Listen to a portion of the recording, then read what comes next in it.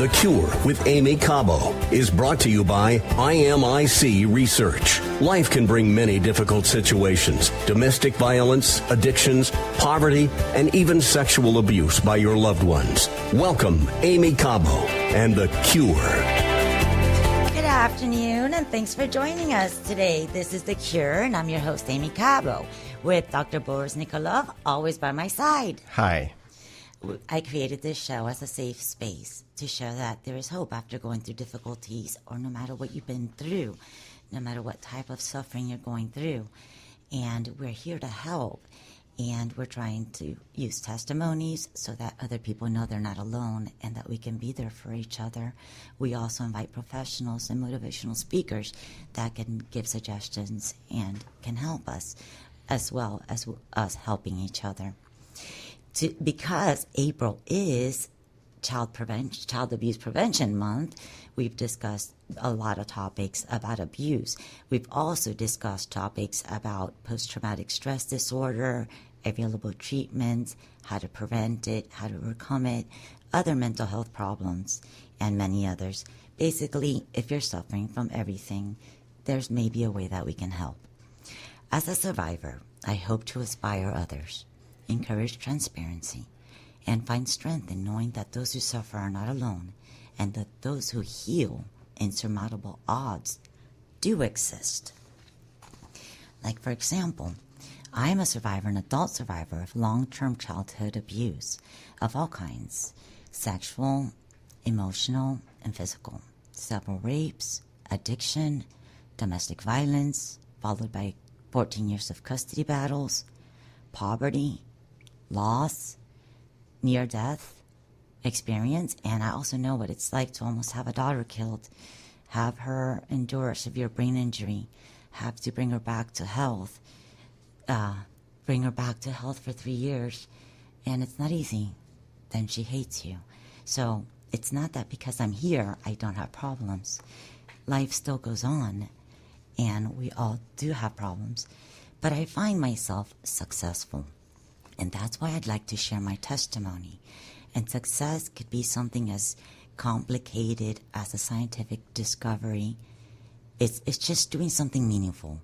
As complicated as a scientific discovery, or as simple as raising your kids or setting a good example. Today, I'd like to speak about addiction and how we can overcome it. And a person that is a good example is today's guest, John Collopy.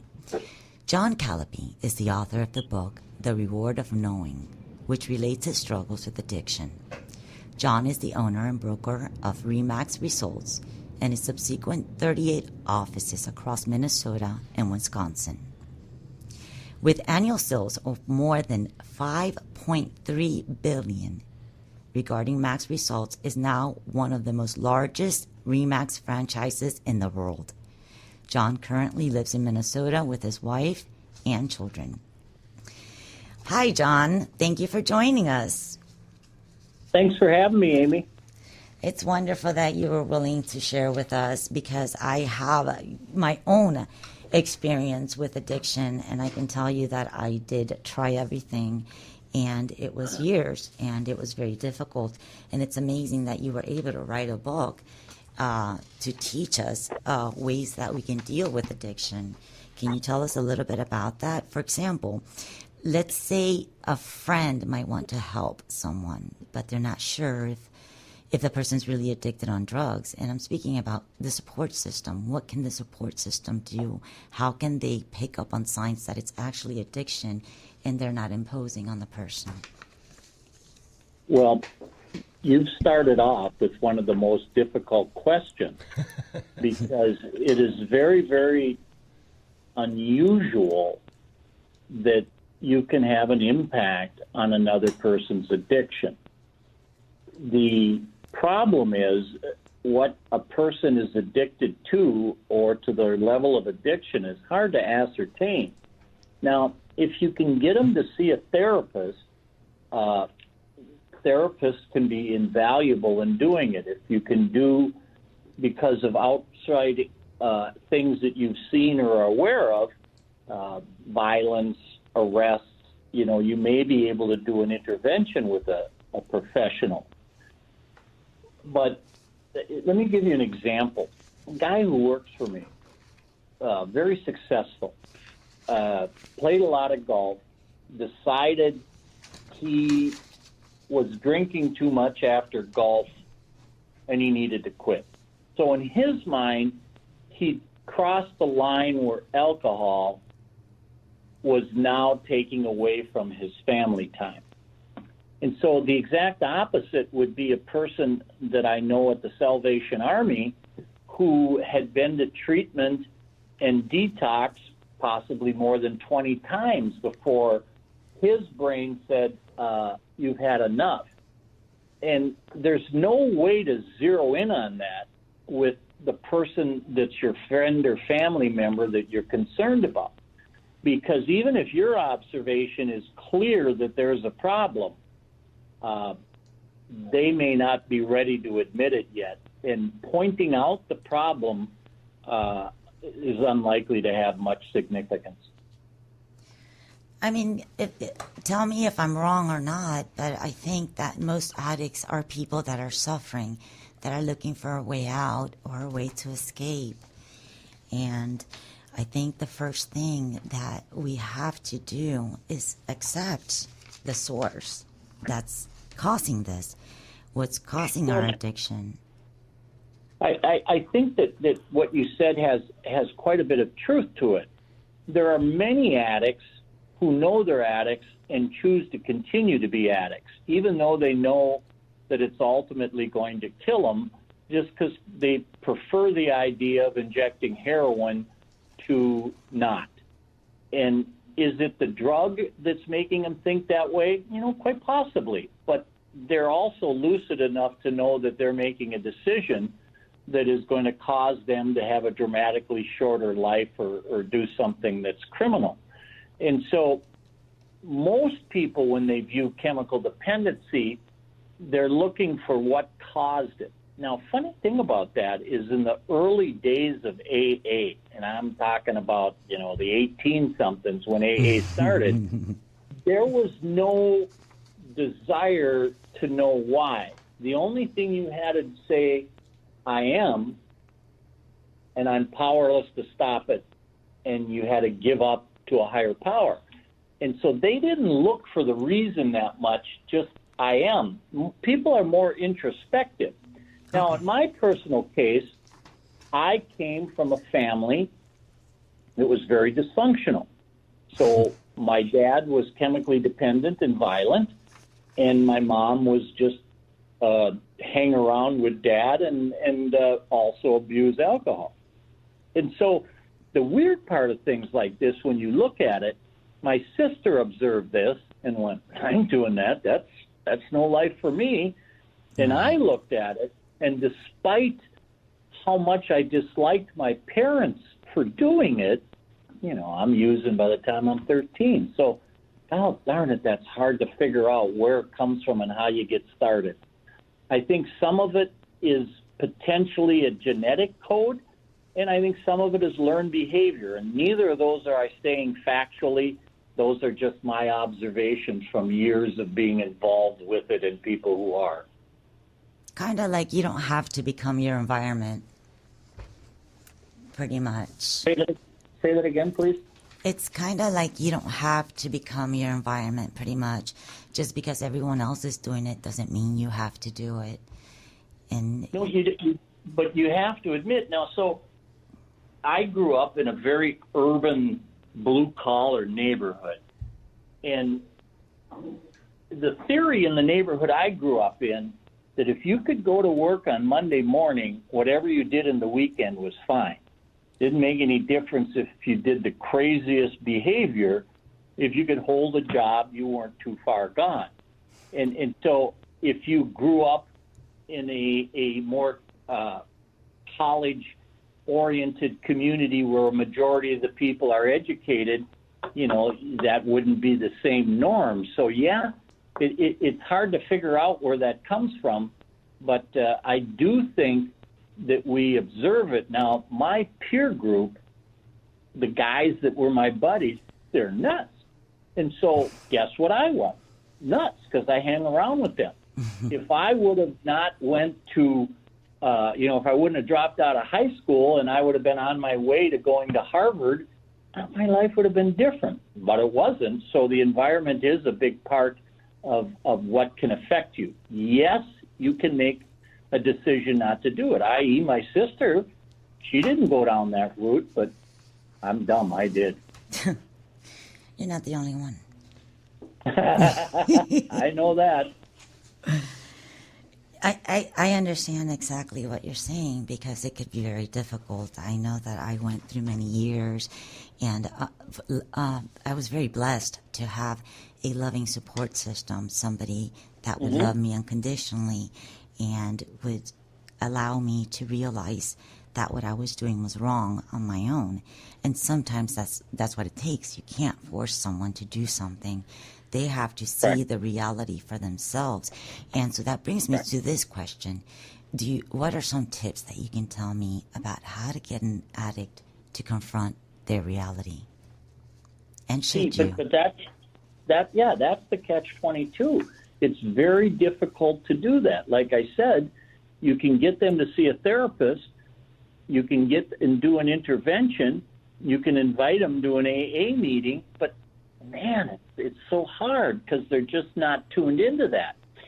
What's more likely to occur is a friend or family member is going to enable them to continue to abuse drugs or alcohol by, quote, being there for them.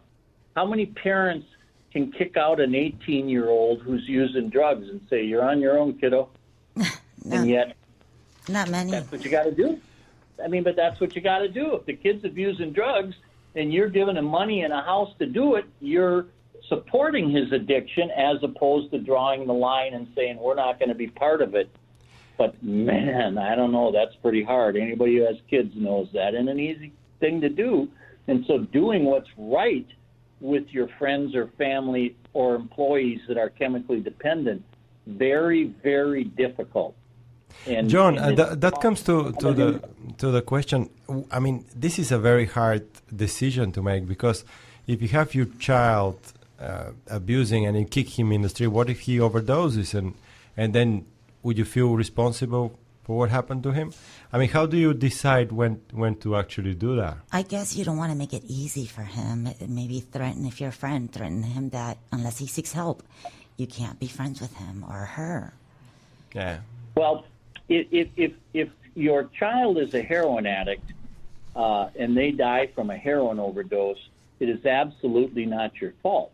It's a choice the child made. And you can love your child at a very high level, but you can't live their life for them. Right. And if they have chosen to have that lifestyle, you can be aware of it, but if you're more likely to have a positive impact by making sure you're not helping them by enabling them and giving them a place to live. Instead, you're on your own. But if the ultimate result in that is something horrific occurs, it isn't the parent's fault. They didn't do it. They most likely tried their best to raise the kid. Were they perfect? No, nobody on earth is perfect. But it's the child's decision to use and abuse drugs that will lead to their downfall. And one of the things that people can do when they have family members and friends suffering from addiction, the wing of Alcoholics Anonymous called Al-Anon is where you go for support with other people who aren't addicts but are faced with dealing with people that are addicts. And sponsors. So support group yes, I know what you're talking about, sponsors. And for me, the reason I call this show The Cure is because my sponsor was God. The only time I felt that I completely healed and I was able to do the right thing was when I took God seriously and I started to pray every day. But for those that are tuning in, this is The Cure, and I'm your host, Aimee Cabo, where when we return, we'll continue talking about this. Today's show is focusing on overcoming addiction, how to fight it, programs for help. Please, if you want, call to share your story. You never know who you might be able to help. your testimony could be very profound, and it could really help someone that you have no idea. Our number is 305-541-2350. Again, that's 305-541-2350, or if you have a question or you would like to talk to John Collopy. This is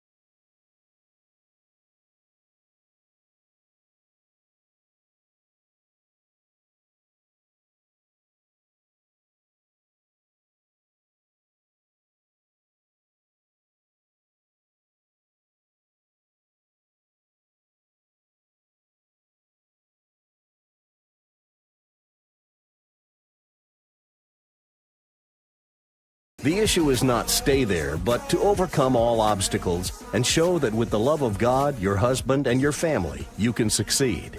Love is the answer, God is the cure, reveals from a very sincere and honest position Aimee Cabo's life, a warrior who didn't give up and achieved the dream of her life. You can get to know more about her and her story on www.godisthecure.com or buying her book on Amazon.com. And now we continue with Aimee Cabo and The Cure on 880 The Biz. Welcome back to the show. This is The Cure, and I'm your host, Aimee Cabo. Today I'm joined, always, by Dr. Boris Nikolov, and our special guest is John Collopy. You're still with us, right, John? Anyhow, John, I had a question for you, because I understand that we should not be silent, and we should try to help our friends and try not to add to the problem, of course. And then if they don't turn to help or they don't see their problem, to threaten them if they don't get help. But it isn't always so simple. What if it's a child and your child doesn't know any better? And I'm thinking, should that child be confronted individually? When do you know it's okay to confront that child individually or as a group? Because personally, my experience through my years of drug abuse, my husband gave me a home to live in. My psychiatrist called him an enabler, but had he confronted me, it would not have worked. I'll tell you that. Had he tried a group thing, that would not have worked either. I had to come to the realization for myself and see it for myself. And I understand that not everyone can, and sometimes they do need help. Could you tell me a little bit about this? Well, I think your solution was the right solution for you. But as you said, it's not everybody that's going to be able to be that self-confronted. The vast majority of people are going to need a support system.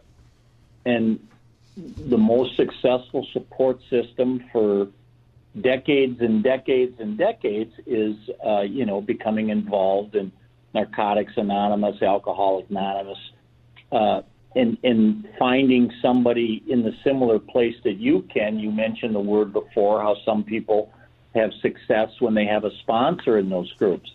But one thing that you were talking about that is really hard to focus on, if, for example, when I was 13 years old and I was drinking, and by the time I was 14, 15, I was starting to use drugs, I think if my child did that, I would absolutely confront it, because they're a minor and they live under your house.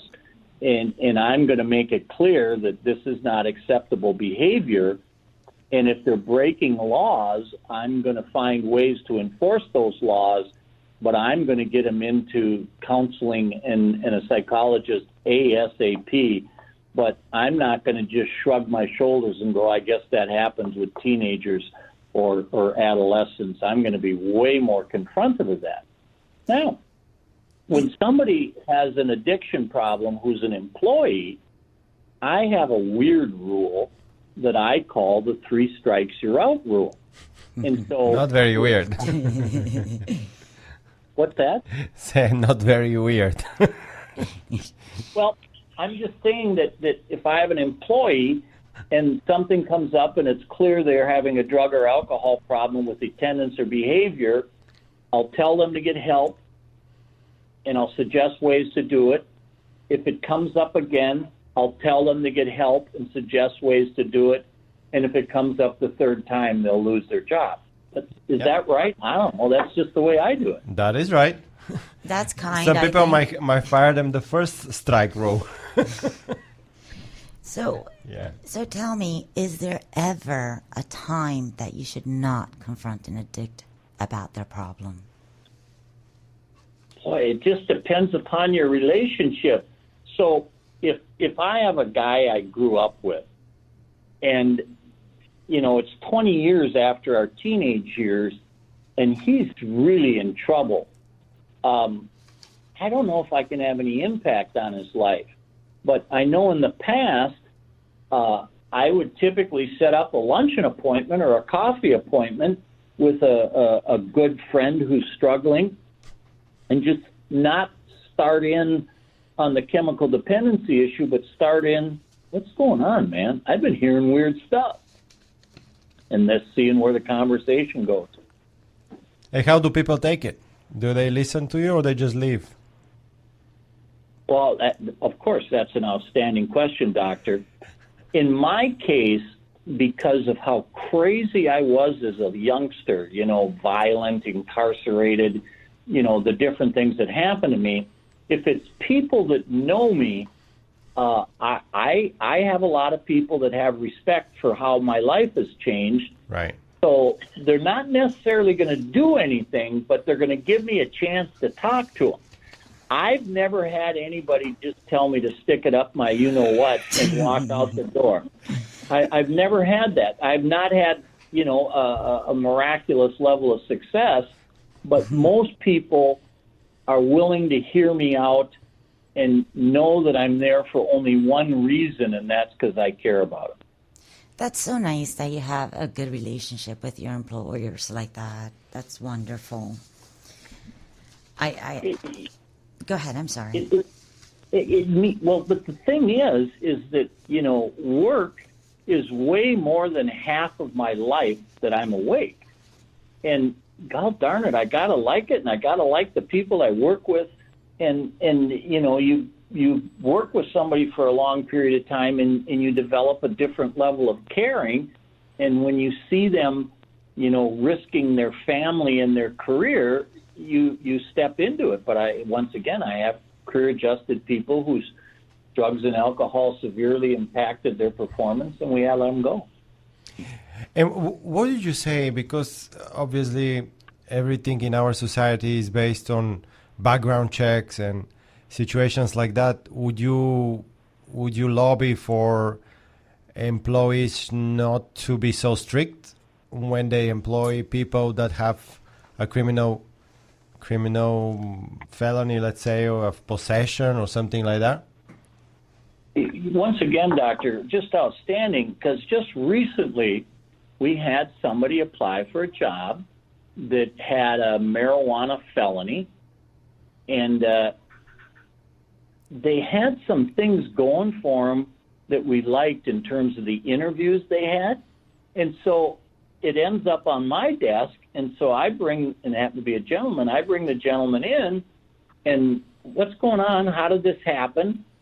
Where are you at in your life now? And then the question I ask in those particular situations, what's your support system for staying straight? And I did hire the guy. Hey, how did that go? Nice. So far, so good. But he had been straight long enough. He had a clear background. He was willing to share with me who his sponsor was in AA if he would talk to his sponsor and his sponsor would agree to it. And so he seemed pretty forthright with me. And so if one of my managers or executives who don't have an experience in chemical dependency, I think they wouldn't have hired him because it's too much of a risk.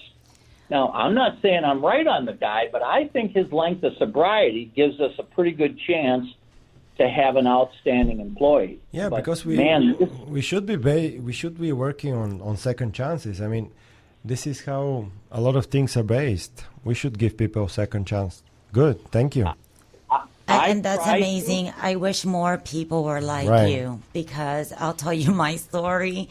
I started when I was very young. I had my daughter when I was a single mother, and it started with Hooters and doing cocaine, and then I would try anything there was, and I was just trying to escape feeling bad, and I did not know why I was feeling bad. I had to get to a point where I was feeling better to realize that I needed not to escape anymore. But it got bad at one point that I even turned to crack. And there was a sting, a DEA sting. They were after the dealer, but they got me. And so I became a felon. And I have, I guess, a criminal record because of it. But I haven't done drugs in many, many years. I've turned my life around. I've turned it over to God. And my kids go to Catholic private school. The last 2 years, of course, part of your kid going to private school is to do angel hours, volunteer hours. And so I did it the previous 2 years with the record that I have, of course. Now my daughter, very excited that I wrote my first book ever, distributes my memoir. And guess what? I'm not allowed to volunteer anymore. That's how it is. So, I didn't think people use your past against you anymore, but I was sad to say that's not true. So people still do. The one benefit I had is my criminal activity were gross misdemeanors. The last thing I did was when my last criminal event, I beat a cop up, and I beat him up pretty bad and broke his arm.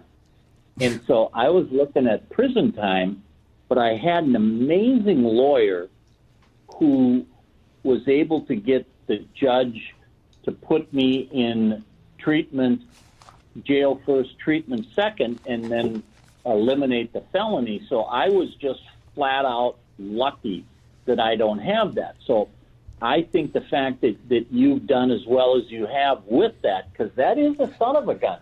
People aren't very liberal about looking at that. I will hire people with felonies, but man, they're going to get the heck interviewed with them. And there's another person we hired recently that we drug test regularly. So do you ask him to sign, like, is that?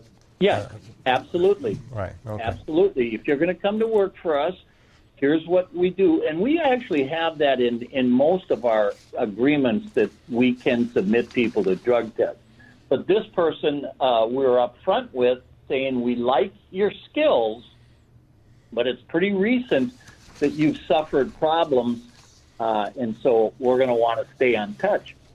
That's reasonable. And I have a daughter with, a history of some alcohol problems, and I'm not confident how well she's doing. And we're going to have a little family chat, and I'm going to require her to start doing that because I'm not convinced she quit. Okay. That's just me. Well, that is just amazing. That is wonderful. Thank you. And I was just gonna just tell you about that. I wanted to share with our listeners. With me, I turned my life over to God.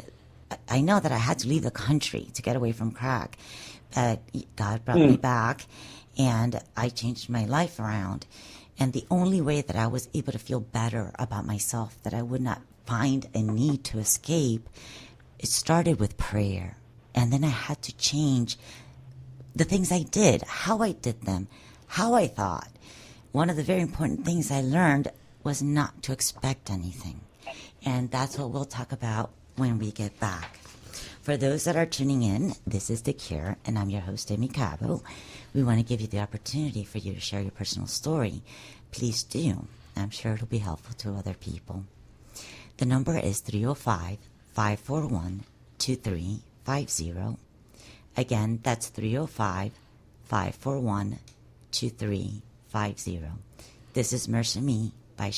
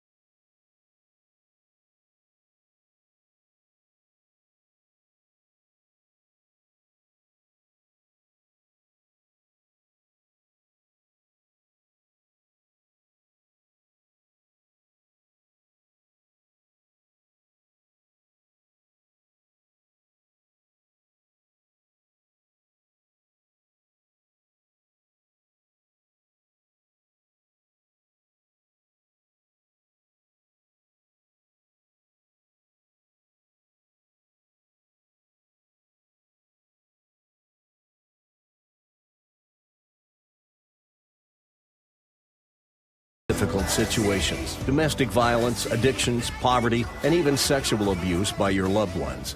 The issue is not stay there, but to overcome all obstacles and show that with the love of God, your husband, and your family, you can succeed.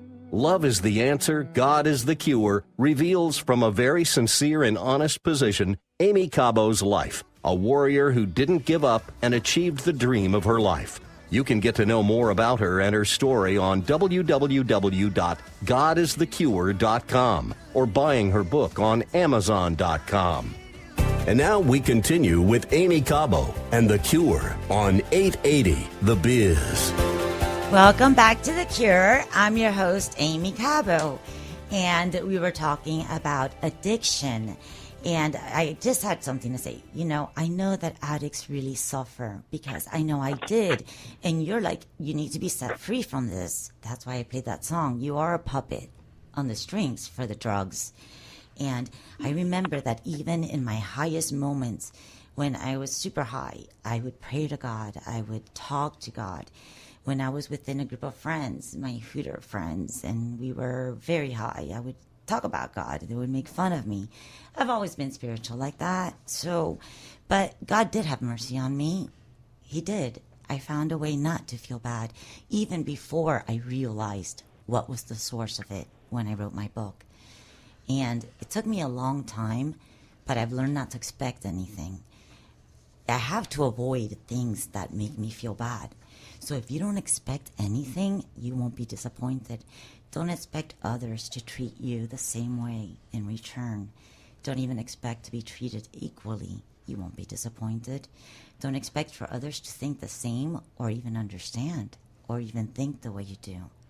I don't expect to feel better or be happy all day long or to be in a good mood. I don't expect all things to turn out right, but I know I can depend on God if it doesn't. I don't expect my prayers to be answered.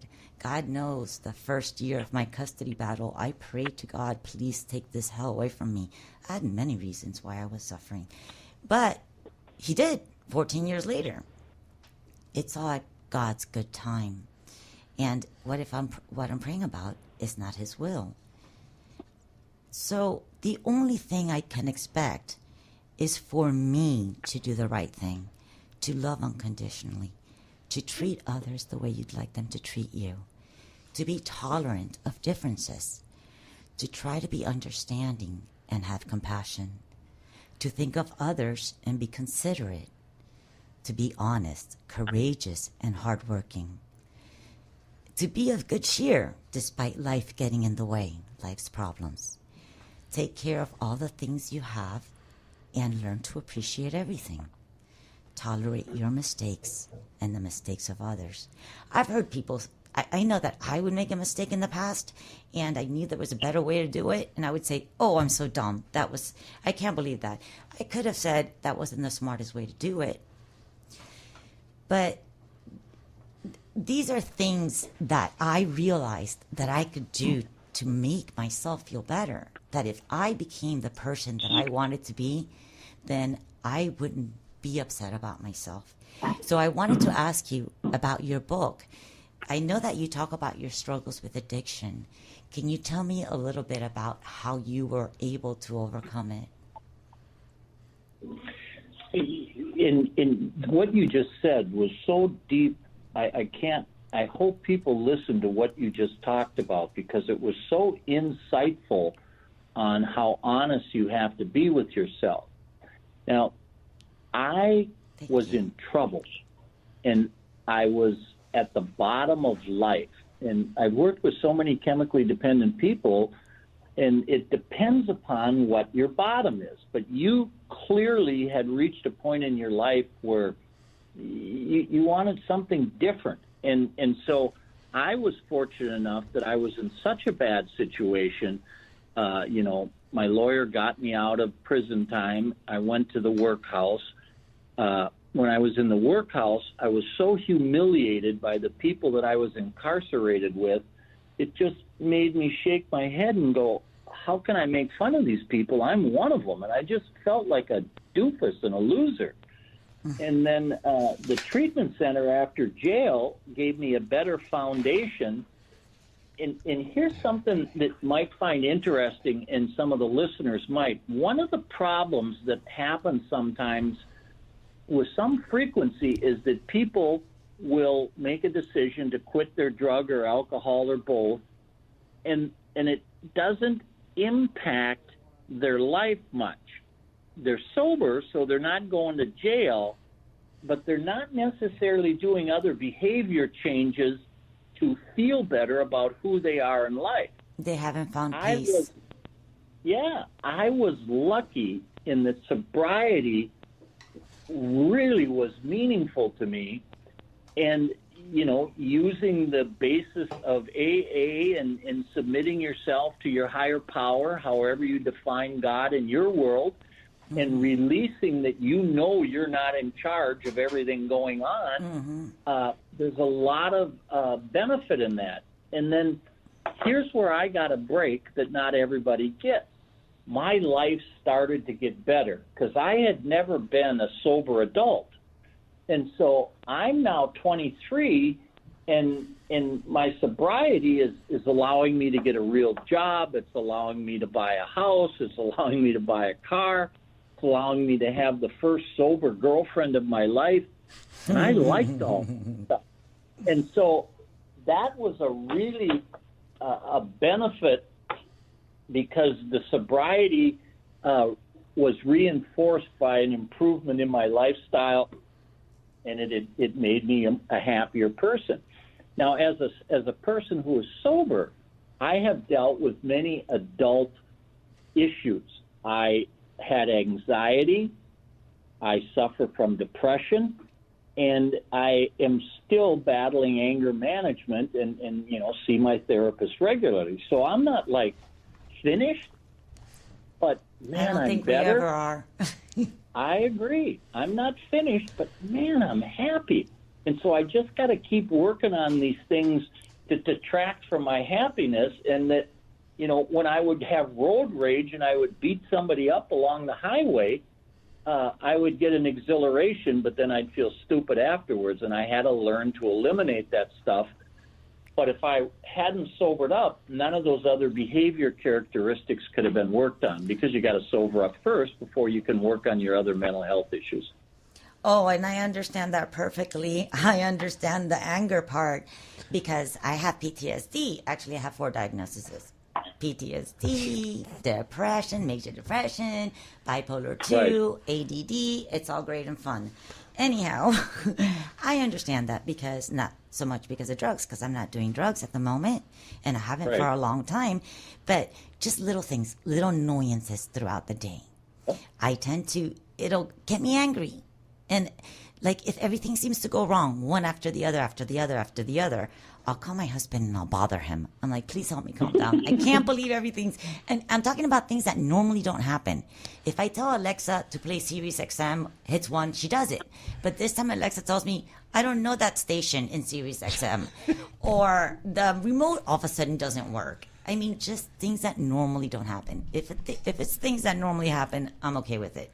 But things that normally don't happen, I get a little irritated. Oh, maybe a lot, but I'm working on that. One of the things you just described, and I was chuckling to myself when you talk about, some of the issues that have, and I use a generic term that may not be very professional, and I go, yeah, you're crazy. and so many of us are, I'm clearly crazy. My only problem is not chemical dependency. That had to be solved before I could work on the other problems. But in terms of learning how to be in a relationship and learning how to talk to people and, once again, dealing with the depression and not being scared to take medication or seeing a psychologist, man, that was all hard for me. But, I'm going in the right direction. I got nothing to complain about. Great. I just wanted to add a few cents. As we know, the addiction is also a disease. It's not just a simple misbehavior. So we really need to work a lot on that, as far as don't just name and label people that use drugs or alcohol, because sometimes it's very hard for them to even stop, because it is a disease. It's especially if it's not reinforced by circumstances getting better. And I understand exactly what you're saying if circumstances don't get better. But here's the beautiful thing. God has provided us. We are made in the image of Christ. Imagine how perfect our body is. It heals itself. Our minds have an unlimited potential. And you know what? Even if circumstances doesn't change for that person, that we can be there for each other. That person can find someone that will be there for them, that can help them. That's why they're sponsors. And I do believe that God moves these people and that God talks through people and that he helps people, whether or not they feel it, whether or not they know it. John, I saw something very interesting that you do. I see that you help the community. You founded a foundation. So you're trying to help others. Thank you. We have an organization in our company called the Results Foundation. Right. And, I think last year we sold 26,000 houses in my company. Nice. And a portion of every transaction goes to the foundation. We do fundraisers, golfing. We solicit support from communities. And we're up to about a $300,000 a year budget. Now, I set my business up really weird in that I own a mortgage and a real estate and the title company, and I own some real estate. And all of that is going to end up being the property of the Results Foundation. So the charity is going to be funded indefinitely, and my company is always going to stay the same. We're never going to sell it. It's always going to have the same name. But we're going to continue to raise more and more and more money. And my dream is long after I'm long gone, we're putting millions back into the community every year because of the success of our brokerage. So I don't plan on cashing out on my business. I plan on giving back to the community because I'd have nothing if people wouldn't have worked with us. And I really feel very, very positive about giving back. There's an old saying that's pretty corny. That is, the more you give, the more you get. And I'm here to tell you that there's truth in that. You do get back what you put in. That is so true. Mm-hmm. And if people wanted to know how to get involved in your charity, whether it be volunteering or being part of it, or even knowing about your book, I know that you have a website, John Collopy, that's spelled, Collopy spelled Collopy, johncallopy.com. Is there any other way that they can get in touch with you, or that's the main way? No, that's a good way. The name of my company is Remax Results. It's located in Minneapolis, should say Minnesota and Wisconsin. They can always look me up that way. The book, The Reward of Knowing, is on Amazon, and there's stuff about me and the blurbs on that. If you Google my name, there's all kinds of wacky stuff that pops up about who I am and what I've done. So I'm more than happy to communicate or help with anybody. So if you're a listener and you're going, gee, I'd like a clarification or something, my advice is to get the book. But if you need something that's beside the book, please let me know via email or however you like to communicate, and I'll be happy to reach out to you. That's wonderful. And also, I'm an addict too, so if anybody would like, I could also be there for them in any way that I can. Now, I don't have a charity. I mean, this is my charity. Maybe one day, who knows? I'll keep trying. And but thank you so much, John, for joining us. And it's so nice to know that there's people like you out there that care, that are loving, that give people second chances, that don't hold their past against them, that don't judge them. That is so, so valuable in today's world.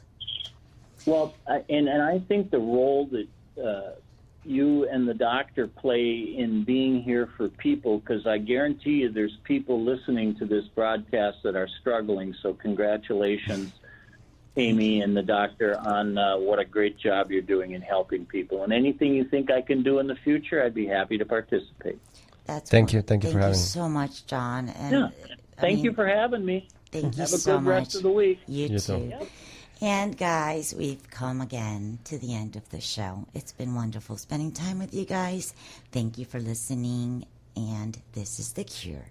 I'm your host, Aimee Cabo, and I'll leave you with the song Shallow by Lady